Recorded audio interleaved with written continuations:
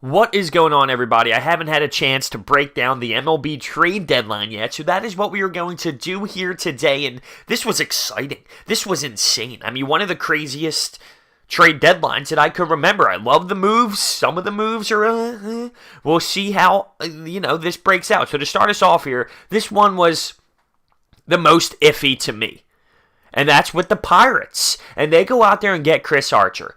And I think Chris Archer's a great player. I think he's a good move. People look at his numbers and they get concerned. I think he's a good player and he can help a team out. But at the trade deadline, and you're a buyer, that's because you're all in and ready to go win the World Series right now. You're ready to make that playoff push. They're still about 4 games back of the wild card spot right now, so that's why it's a little bit questionable. On top of that, they give up Austin Meadows, who this kid is going to be a stud. I'll be honest, I didn't know much about him before this trade, and then I talked to some people that know prospects. I talked to one of my good friends who I trust his opinions on these MLB prospects. That's what he loves to do all day. I read up on him. I listened to some analysts. This Austin Meadows kid is going to be really special. So they gave up a really, really good prospect for someone like Chris Archer, who, yes, it is contract friendly, and I discussed this.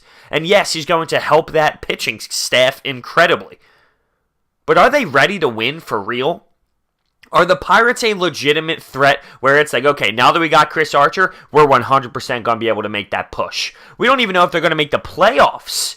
So that's why I feel like the move is a little bit questionable for the Pirates' standpoint. On top of that, they let up another pitching prospect, Tyler Glasnow, who was supposed to be this insane stud, and he had his time, and it wasn't that great, and maybe the Rays can find a way to make that work again, make that splash again, but, it's not that I hate the move. I don't despise the move by the Pirates, because if they do end up making that wild card spot, if they do end up making that push, then hell, it worked out, and that's fantastic. But it's just normally with these moves at the deadline, it's, okay, the Cubs, the Dodgers, the Phillies, teams that are in first place in their division and trying to make that push. But listen, if they really believe Chris Archer is going to get them over the hump and get them into that wild card spot or whatever, then you got to do it. And then listen, they got balls.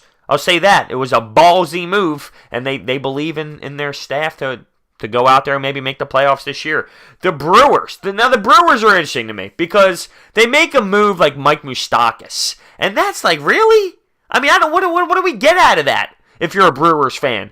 Third base? If he's not playing third, but first base? I mean, how much of an upgrade really is Mike Moustakas to what they have already producing at those corners? It's just interesting to me. On top of that, they make a move with the Orioles to get Jonathan Schoop. So, the second base, the availability there.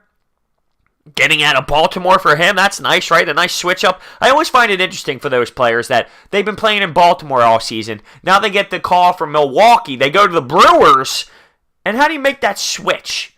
And if you do win the World Series, does it feel the same if you only play the last 40 games compared to a whole season? I always find that interesting, but I don't love the Mike Moustakas move if I'm a Brewers fan. How much does it really help your squad? It's interesting. It's a head scratcher. It's like, Okay.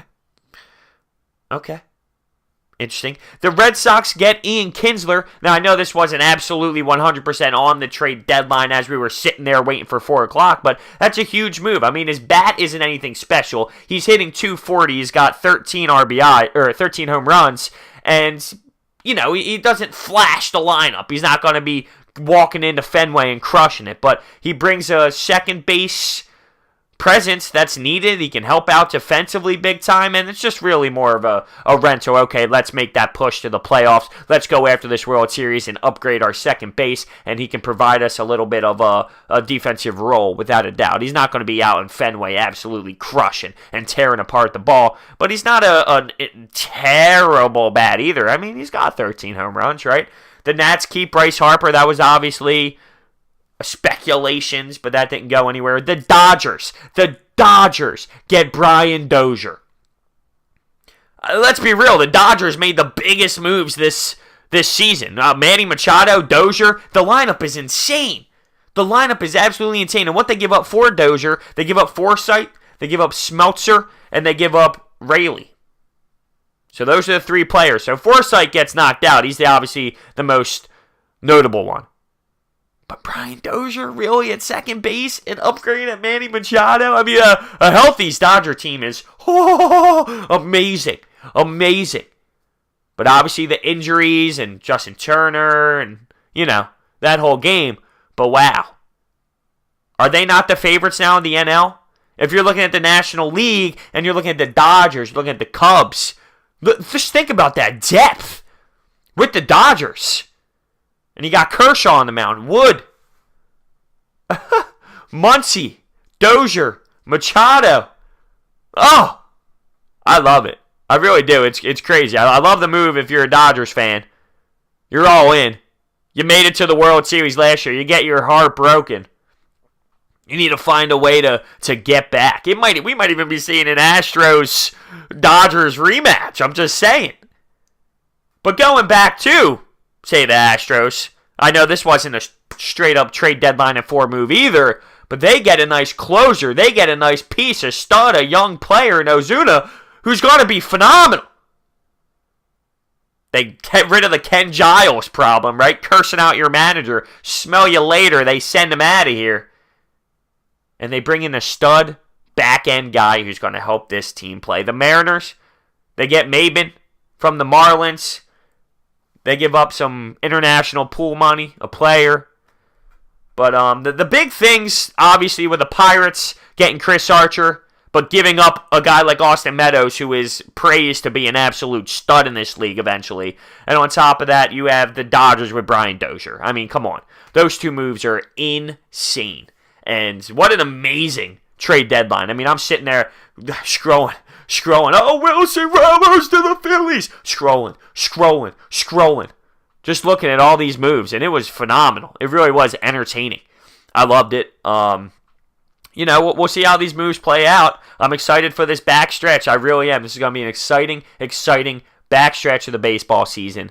I'm intrigued as hell on what goes on in the AL. Obviously, the Phillies being in first place. Let's go. So, that's exciting. Let me know your thoughts and opinions on these moves. Thank you guys so much for watching. I'll see you next time.